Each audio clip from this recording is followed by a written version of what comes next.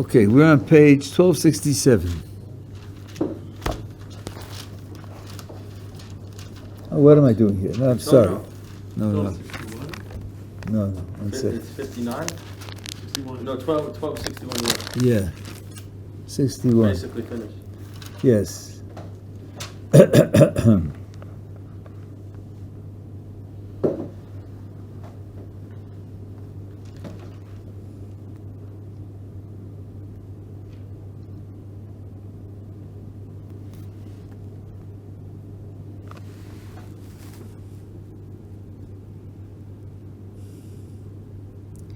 One of the things that I mentioned that I wanted to expand on a little bit is in verse 21.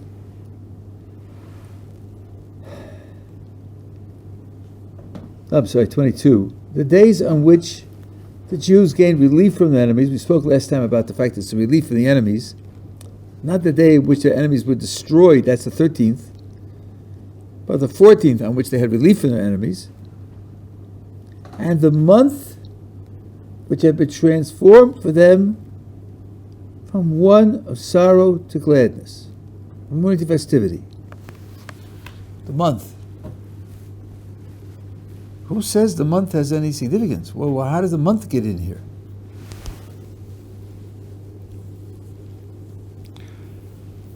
Did anyone think that because there was a decree of the king and the Haman that the Jews should be destroyed on the 13th, that somehow gave a negative aspect to the whole month? Apparently it did, because we're saying here, the month was transformed. Months do have significance in Jewish thought, Jewish calendar. First of all, the holidays are set by the days of the month.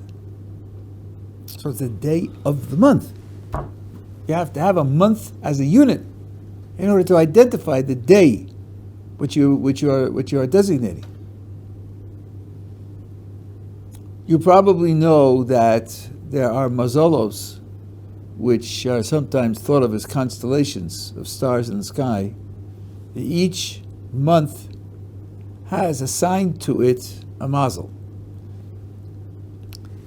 Now that's a bit superficial. The word mazel in Hebrew does not mean constellation. It doesn't mean good luck charm. Say mazel tov, you're not wishing people good luck. The word mazel comes from the word nozel, which means to flow. A mazel is a flow. Mazel tov means we recognize that you are receiving a great flow from on high. It's a little bit like when you tell somebody of something good that happened to you, he says, wow, that happened to you? Great. Or wonderful. What a great and wonderful describe. They describe what you received. He's saying what you received is great and wonderful. Mazel tov means you received something, and I'm saying it's tov. The flow that you receive from on high is tov. So if it has a mazel, if the month has a mazel, it means that it has a flow. And I should tell you, because I found this fascinating, I didn't know it till a couple of months ago. My wife and I went to Mitzvah Rimon for Shabbos. And Moses Shabbos, we had one of the members of the community there who studied astronomy, and it has a paid service where he takes you out to a place that's very dark, and you can see the stars, you can see the constellations, and he has a very good microscope that he takes with him, and you sit there with him for 2 hours, and he explains to you what's going on, and he lets you look through the microscope, and you see various aspects, and he tells you about the astronomy, some of which I know because I've read a considerable amount, but it was very beautiful, very interesting. And he tells me, if you'll see which mazel, which constellation is associated with each month, you'll find that it is the constellation which during that month is invisible, because it's behind the sun. The constellations revolve on a yearly basis for a month, and it's the one that's invisible. Golly, if I were picking this in terms of significance and meaning, I would never guess it would be the one that's invisible. Why would that be the one that you picked as guiding the month? So my wife and I agreed that the mazel's influence is coming through the sun. It doesn't reach the month directly. And the sun is the strongest force in nature. So the sun becomes a symbol for nature. That means the mazel is flowing into the world for the month through the forces of nature. That's itself an interesting idea. Now, is there any source earlier than, let's say, Kabbalistic thought or Agadic thought that a month is significant? Well, it's an explicit verse. You can try this out on your black-hatted friends. Where is there an explicit verse that makes the month into a special element? Okay, so Chodesh Zelachem, Rosh Chodeshim, could be. I think that could be. I think there's a prior verse for that month, which then motivates the verse that you're citing, and that is, Yotzim b'Chodesh Aviv. You're leaving Egypt in the spring month. Yeah? So what? Why is that interesting or important? No, the Torah spent words to tell you, pay attention. Now, of course, people say, look, it was very good weather. You're going out into the desert, not too hot, not too cold. That's fine, but don't use the word Chodesh. You're going out Ba'aviv in the springtime. No, the Chodesh is important. Don't ignore the Chodesh. So a Chodesh in the Arizal, there are certain permutations of the letters of God's name which stand for each month, and each month has its own permutation. So these are just symptoms. I'm not now explaining anything. I'm just proving that there is a phenomenon here that has to be taken into account. And the Megillah is also citing that phenomenon by saying this month was a month that was designated for destruction and became transformed into salvation. I thought before, but I rejected it, after Haman had to cast lots, both to the month and to the day. But that's no right. How else will he get to a day? He doesn't have 365 lots. Right? He has 12 lots for the months, or maybe 13. And he has 30 lots for the days, and that's it. So I don't know if that's a raya. But the Haggadah here is pointing something out that it's just another piece of information about it. And it's consistent with other information, and you should have it in mind. Maybe you'll find something deeper. You want to ask a question? Yeah. You said Mitzvah Ramon? Yeah. Like the kibbutz? Ramon. No, it's a town. It's a town on the edge of the Ramon crater. It's a town on the where? At the edge of the Ramon crater. Oh, the big... That's right. Yeah. Machtesh Ramon. Oh, no. Yeah. Okay. So now...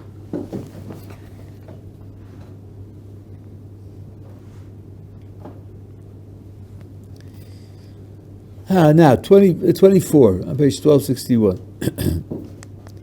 And again, there's no paragraph break here in the Hebrew. They're going to celebrate this every year. Now comes a kind of summary of what happened. For Haman, the son of Hamdasa the Agagite, enemy of all the Jews, had plotted to destroy the Jews, and cast a pur, that is the lot, and I told you this we had earlier in the Haggadah, this astonishing piece of text that says, the pur, that is the lot. This is a book written in Hebrew. Pur is a Persian word. The author of the book knows the reader will not know what it means, but he puts it in anyway, and then he immediately defines it in Hebrew. Why not just leave it out and just tell it to me in Hebrew? The whole book is written in Hebrew. It isn't done for any other word in Persian. And you say, well, Rabbi, that's sort of a kind of, a footnote on a footnote, like who cares? I will remind you, this word pur becomes the name of the holiday. Why is that? Why is the name of the holiday the Persian name for lots? And then it's Hebrawified into a plural. I'm sure that the im ending is not in Persian a plural suffix. It's Purim in Hebrew. Right? There's something very important going on here. I'll come back to that, Mr. Hashem. To terrify and destroy them. Now, but when she appeared before the king, who? If you're reading this verse, take it out of context, which is the common practice of so-called academic scholars, take everything out of context and then make up something political about it. You have no clue who it is. Her name doesn't appear. Why? This is a review. Why would it need to appear? Then why talk to me about Haman, the son of Hamdasa, the king of all the Jews? Also for king, it doesn't say Achashverosh. It says king. That's all the way throughout the Megillah, half the time with and half the time without. It's not just here. He commanded by means of letters that the wicked scheme which Haman devised against the Jews should recoil on his own head, and they hanged him and his sons on the gallows. That is why they call these days Purim, from the word pur. Really? Really? That's why? What why? Did you get an explanation for why it's called Purim, from the word pur? I don't hear any explanation here. I'll tell you what the Pri Tzaddik says for this particular prat. The name of the holiday is usually refers to what gave us the essence of the holiday, what brought it about, what tremendous salvation it was, what the essence of the experience was. So Pesach, because the Kodesh Baruch Hu arranged that the firstborn of the Egyptians should die and ours should not die, and that's what gave us freedom. Shavuos you get because you count the weeks in between, and you reach that holiday. Sukkos because the clouds of glory protected us as we were traveling through the desert. So says the Pri Tzaddik, that the Megillah wants to teach you something to correct the impression you might have. You might think Purim, the lots, that was Haman's instrument to devise our destruction. What saved us? What saved us was the fact that Esther pleaded with the king, or the divine providence that made her queen, and that Mordechai was successful in his strategies over the Zohar. That's what you might have thought was the salvation. It's coming to tell you, no. The name of the holiday tells you the salvation. The salvation was in the lots. How was the salvation in the lots? Because, as Chazal say, the prophets and prophetesses, the men and women who were prophets for the Jewish people, warned the Jewish people over and over again, decade after decade, in certain respects, century after century, and a disaster was coming because of their malfeasance, because of their disobedience of the laws of the Torah. Didn't have any effect. They remained in rebellion. The king took off his ring and put it on Haman's finger. All of a sudden, they all did tshuva. They all did tshuva. Greater was the king taking off the ring from his finger than all the prophecies of the 48 prophets and 7 prophetesses. Haman's plot was the instrument by which we were saved. Haman's plot was the instrument by which we were saved, because it took that plot to shake us out of our complacency, to frighten us to the point where we would take this danger seriously and do something about it. This is one part of what's meant in what we read just a moment ago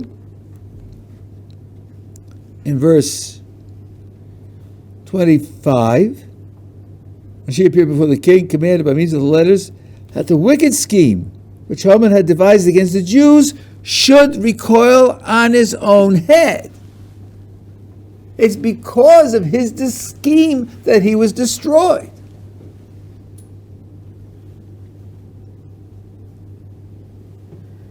And then the verse ends with the words, and they hanged him and his sons on the gallows. What's that doing there? I explained it to you. Does anybody remember? Remember that when he asked his wife and his friends what to do, because Mordechai's continued existence was driving him nuts, she and they said, make a gallows 50 cubits high and hang him on it. So they did. Why do I care about 50 cubits? Because the next day, when he went into the banquet with the queen, and the queen identifies him as the enemy, and he's pleading for his life, and the king sees that he's behaving in a way that's indefensible. Charvona says, oh, and behold the gallows that Haman prepared for Mordechai, whom the king honored. Behold, hine in Hebrew always means something's visible. Why was the gallows visible from the banquet room? Why was that? Because they calculated, Zeresh and his friends, they calculated that it was 50 cubits high, then it would be visible from the window of the banquet room. And they said to Haman, hang Mordechai on it, and when you go to the banquet, you'll be happy. Because while you're sitting there and drinking with the king and the queen, you look out the window and you'll see Mordechai hanging from the gallows. So they made it that high just so that he would be able to enjoy it with Mordechai hanging there. What actually happened? What actually happened was Charvona said to the king, oh, this guy Haman, who now is a bum, right? He's even worse than you thought, because look out the window. You can see the gallows that are standing there. He meant to hang Mordechai on those gallows. So the 50 cubits, which was designed to increase his pleasure seeing Mordechai hanging there, was the capstone on having him hung there. That means the gallows is a symbol of this idea that the wicked plan their strategies to create their destruction. And Kodesh Baruch Hu doesn't just stop at full stop with a dam and then bring the salvation from someplace else. No, he brings the salvation from their very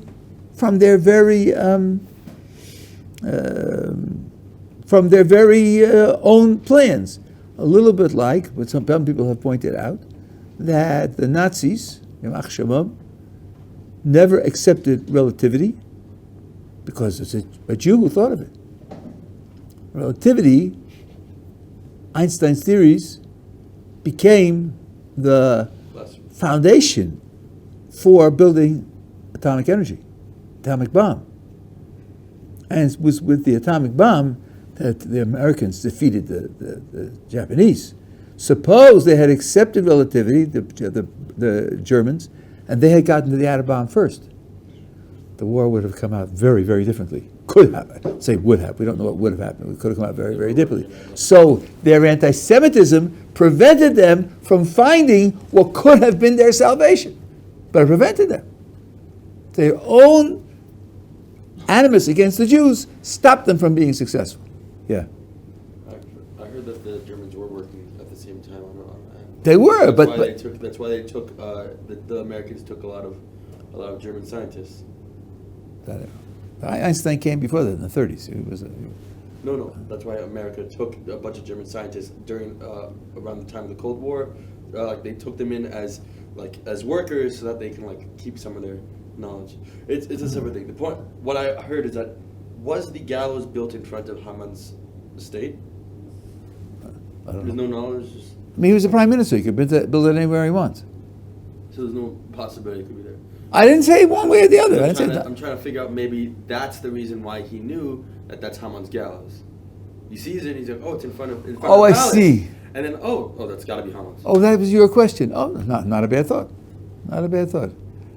Yeah, that's okay. I hear. I don't know. Yeah, but it doesn't say. Doesn't say. It doesn't say. But Okay. I think what's his name, Rabbi Landy has archaeology, and he knows where everything is. Right, he does. So It could be. It's a good thought. Now let's talk about Esther. She came before the king. Her name is not mentioned. Esther plays a very interesting role in the Megillah, and post Megillah, which I think I haven't seen anybody notice. It occurred to me a number of years ago. She is unknown to the Jews. Mordechai takes her in as a daughter. According to one explanation, she was married to Mordechai. This was not known. And in fact, the whole thing didn't attract a lot of attention. So much so that when the king marries her, and he wants to know who she is, and people should be talking, there's no information.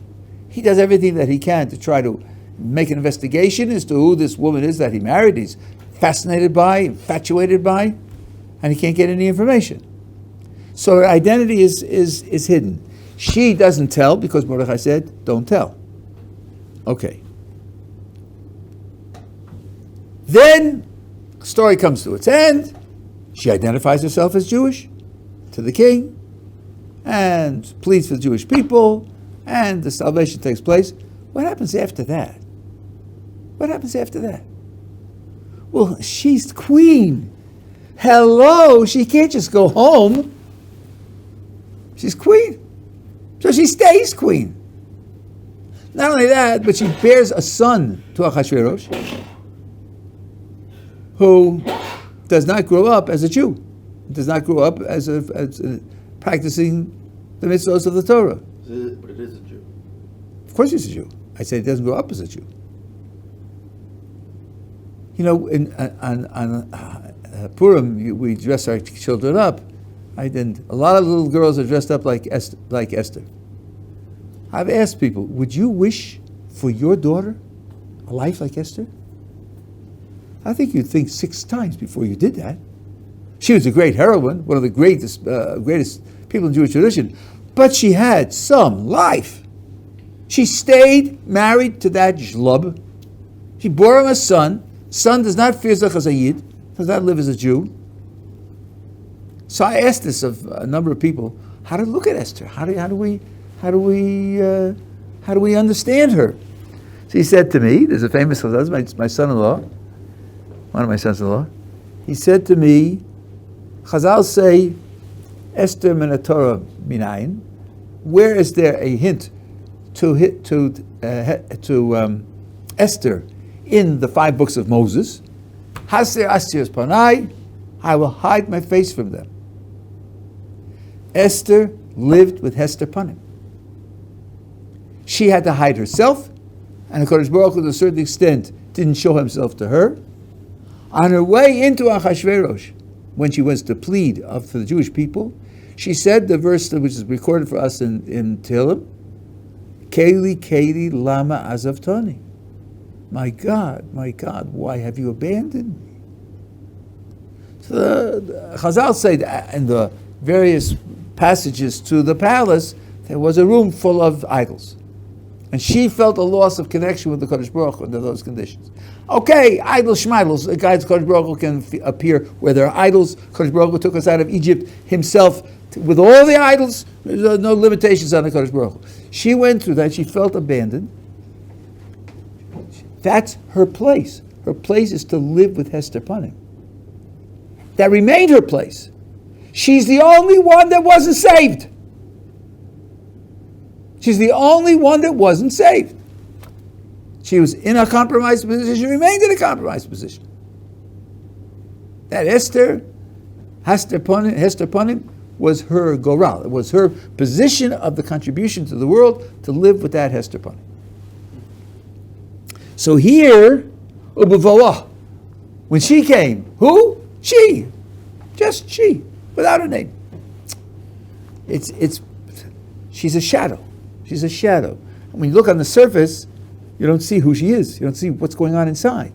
Because on the surface, especially after it's over, and she's queen, she's still functioning as queen in the palace and living with him, that's where she is. So I think that the idea that her name isn't mentioned here is a hint to her whole character, her whole nature. Okay, let's talk about Pur for a little bit. What does it mean that you cast lots? Haman is trying to figure out when to attack the Jews. So he gets the 11th month, the 13th day, 13th of Adar. Well, what's the meaning of doing it by casting lots? So there are 2 possibilities. Either you want it to be random, totally random, You have no concern which one it is. Has to be someday or other. So you cast lots. Or you think that by casting lots, you're linking up with some kind of power that will augur well, that will arrange things in a way that it will be successful. Living as he did in a polytheistic society, in a religious polytheistic society, unlikely that he had in mind just randomness. He thought he could connect to some kind of power. Let me ask you, does the Jewish tradition use lots for any of its performances? Yes. During Yeshua. Except dividing the land. Okay, you're both talking about the same thing. That's true in dividing the land. In dividing the land, we use lots. We'll speak. Where else? Any mitzvah that we use it for?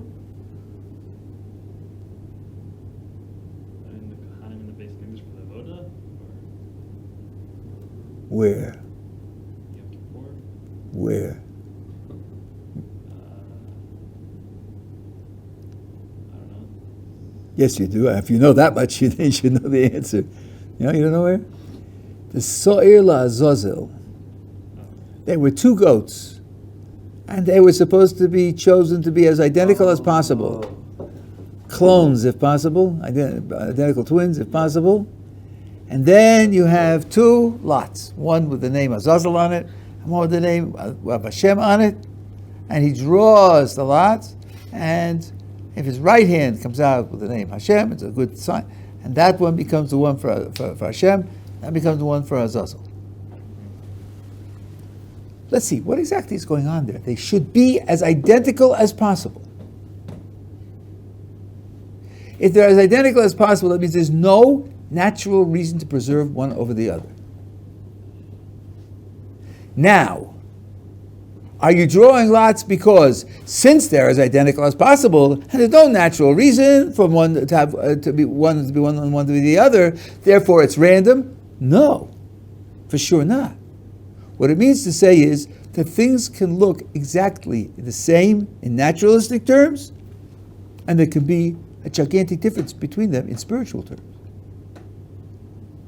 And that the use of the lots is an application of divine providence to determine which one should be which. Now, if you'll ask me, where did you get that from, Rabbi? You sound like you're just making it up. Let's look at the other use of lots, which was mentioned. Use of lots in dividing the land. Here's how it went. The land is divided into geographical pieces, one piece for each tribe. You have two containers. One has names for pieces of the land. One has the names of the tribes. It was already designated who should get what. When they sent the spies came back with an evaluative report. What are the best places for each tribe? That's why one leader from each tribe went in as spies. Their job, says the Mabul, was to evaluate the land. Each one could say, I know my tribe, I know what kind of people they are, I know what they need. Yeah, this piece is good, that piece is good. The pieces were already identified. Why then did they use lots? To show that it was divinely stamped as right. Because the probability of getting to match your pre-assigned list is 0. And that's what happened. One hand went into the name where the tribes were. One hand went in to the one where the portions of land were. They came out, and each one matched the pre-assigned list. So that's a demonstration that lots connect with divine power. Then when you use it for the So'ir Azazel, you know that it connects with divine power. And the message in So'ir Azazel is two things can appear naturalistically identical and be spiritually very different. That lesson has a lot of applications, like Shabbos. Ask your local chronologer, a person who deals with time. Is there any difference between the time on Shabbos and the time on Monday? He'll say, of course not. Right. In naturalistic terms, there isn't any difference. There's just a difference internally that you can't perceive. We have that many, many times.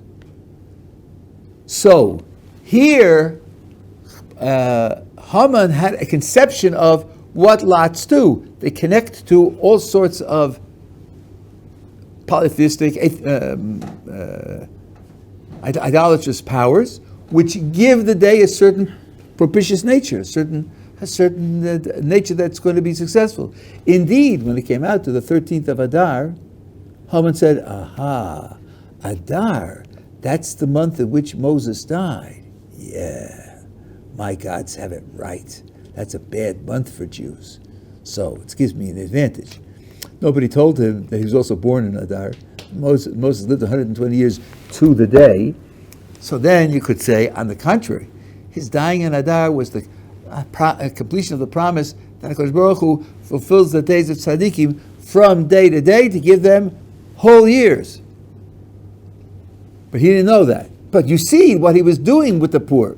The poor for him was a way of linking to a time that isn't just neutral, isn't just equal. So it says, yes, the poor expresses his culture's conception of the powers that run the world, and it's not that he's just, it's a similar thing, it's not that he's just fantasizing. No, he's not fantasizing. He's just got the wrong address. The lots can link to a higher power, but he's got the wrong power. So it's the poor which really is. So what the idea is emphasizing is, you see certain points of commonality, seeming commonality, between what we do and what they do. You have to understand that the commonality that you see is only superficial, and that the inner reality is very, very different. And that's what it says. The poor, yes, the poor, which is the Goral, and the Goral has the real character of it. So the name of the holiday now carries two different significances. One, the Pri Tzadik, that this was the name of the salvation. This is what jolted us to do tshuva, and that's where the salvation came from. And the other is the very idea of how you make your decisions and how you link up with features that will help make your decisions successful. There are means by which you do that, but what you link up with is their culture has a completely wrong address, and that means also that you don't freely use lots. You say, well, let's see, we use it for on Yom Kippur, and we use it for dividing the land. Let's use it for a business investment. Let's use it for a shidduch, so on and so on. Where the Torah tells you that means is appropriate to use, that's where it's invested with divine providence. And other places, if you make it up, there's nothing. It's nothing. It's worse than nothing. When you make something up, you're inventing your own religion. We're not allowed to do that. So a lot is built into this idea of the poor, which is a lot. We're together? Okay. Now, so now we're up to, what is this, the middle of a puzzle? Middle of 20, I can't see it. 26. Therefore, because of all that was written in this letter, because of all of what they had experienced, what had happened to them, the Jews confirmed and undertook upon themselves. Kiblu is to receive. Confirmed is not bad in terms of the outcome, but the literal kimu v'kiblu. They use confirm for kimu. The kayem could mean to confirm, right? And received. They confirmed and received. The Jews upon themselves, their posterity, all might join them to observe these days without fail in the manner prescribed. Now, there are two things to report here. It says kimu in the Hebrew is written kuf yud mem vav, which is a plural verb. They confirmed, and then it's written kuf beis lamed, which is kibel singular. It's read kiblu plural, but it's written singular. They received it. Could you imagine why you would want to write a verb singular and then read it plural? What would be the message in that? To hint that they were all unified? That's right. It signifies unity.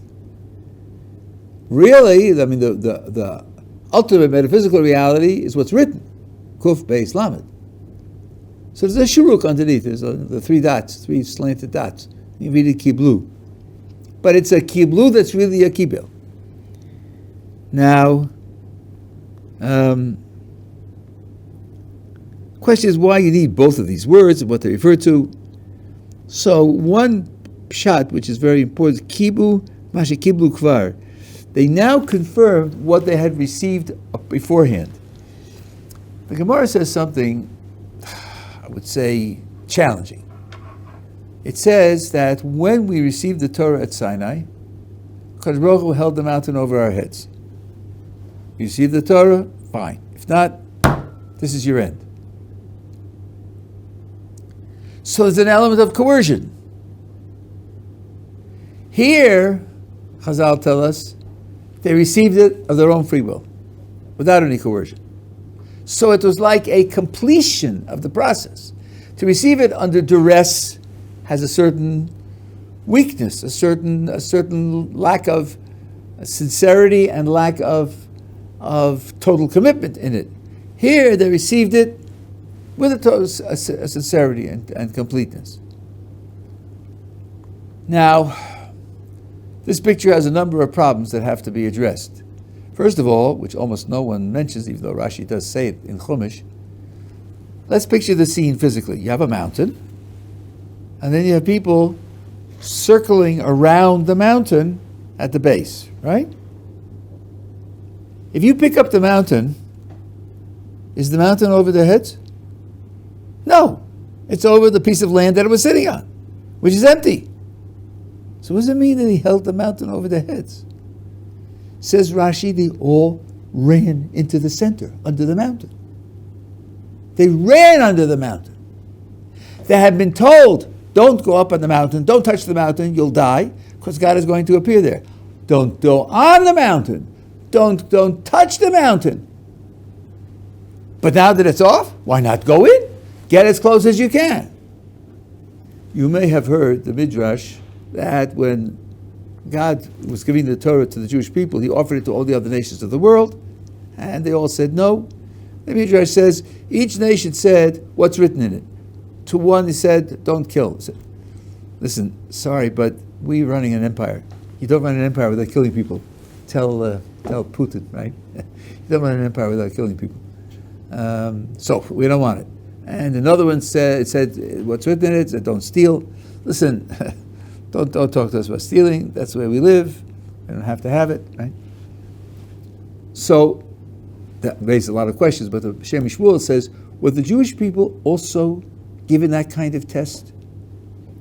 When the Torah was offered to them, were they forced to confront a mitzvah of the Torah that goes against their character? And he said, yes. The mitzvah was, put a boundary around the mountain and don't go up. It means God's going to appear on the mountain. Moses goes to the top. Aaron goes part way up. Other people go some of the way up, and the rest of you, stay down. Keep your distance. Tell a Jew you can't go higher? There's a limit to how high you can go? That goes against the grain of a Jew.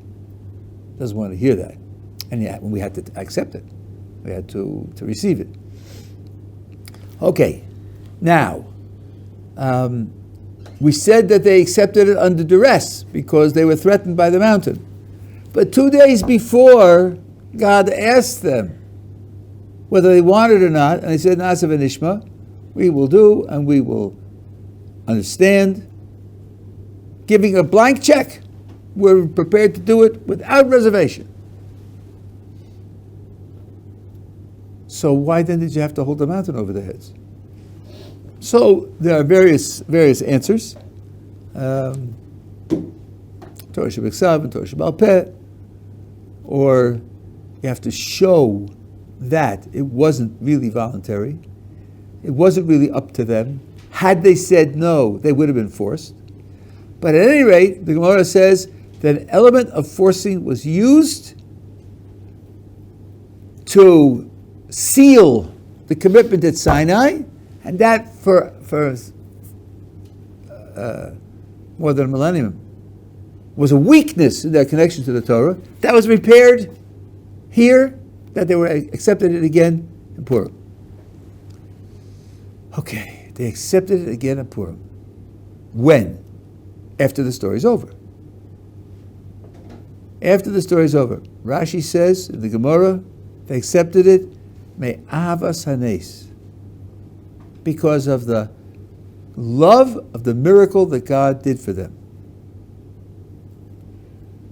Really?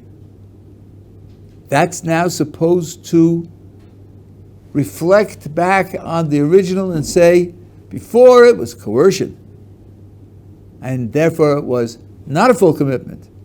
And now, for the love of the miracle, it is full commitment? Why would this be? That was negative, this was positive. But both are, so to speak, self-serving motivations. Why would the one make up for the other?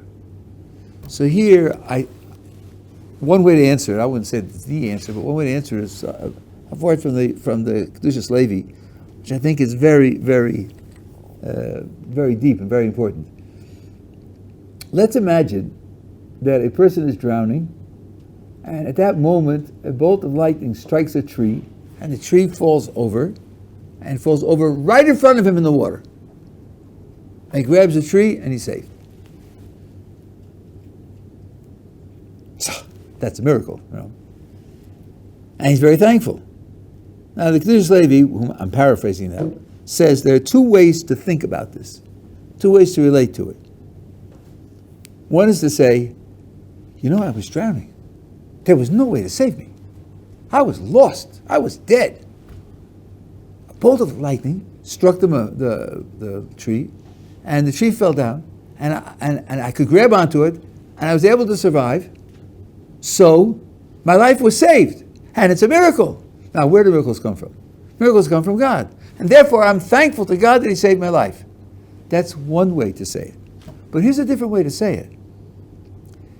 A bolt of lightning struck the tree. The tree fell down right in front of me. That can't happen by accident. Must be a miracle. Where do miracles come from? They come from God. So God showed Himself to me. God reached out to me. God made visible His relationship and His caring for me. That's what I celebrate. Oh, you'll ask, what did the miracle do for me? Oh, I'll tell you. It actually saved my life. That's what it did. But the impact of the miracle is not because it saved my life. The impact of the miracle is because God reached out to me and showed Himself to me. The saving of my life is an afterthought. So it's not the gratitude for my saving my life that drives it. Here, me'am v'sanes could be taken to mean Kadosh Baruch Hu did a miracle for us. He showed that He's still running the world, that He still cares about us. We are, after all, in exile. We know that God relates to the rest of the world differently from the way He relates to the land of Israel. And He's still running the world.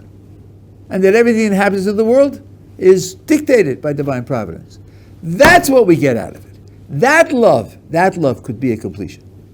The fact that HaKadosh Baruch Hu is dedicated to us and is driving our destiny, that's why we are committed to the Torah. Not because He saved us from Haman, saved our lives from Haman. That's, of course, something to be thankful for, no question. But that's not what's driving the reacceptance of the Torah. If that's true, then I think you could see that it's a confirmation of what they had before. After all, I'm just putting this in now, if you look at the mitzvahs of the Torah, look at what's written in the Torah, it's at least a dozen times it says, you're going into the land of Israel. These are the mitzvahs you keep in the land of Israel. You keep these mitzvahs to help you survive in the land of Israel. God will favor you. He'll preserve you in the land of Israel. The land of Israel is very, very central. Certain mitzvahs only apply in the land of Israel. Certain mitzvahs start when you come into the land of Israel. And all of the mitzvahs are different in Israel than outside of Israel. All of the mitzvahs are intended for the land of Israel, and outside is only an extension. So when you internalize that, and then the nation ends up in exile, so that's a disaster. It's a disaster. We're disconnected. We're displaced. DP camps. When the nace takes place outside the land of Israel, that means that wherever you are, because you're Jewish, you're still connected. That's a very important lesson. That could be the avos hanes, the love of the miracle, which motivated to re-accept the Torah, which then compensates for the fact that the first time that they did it, there was an element of compulsion in it. Okay, pick it up again in Mr. Hashem tomorrow.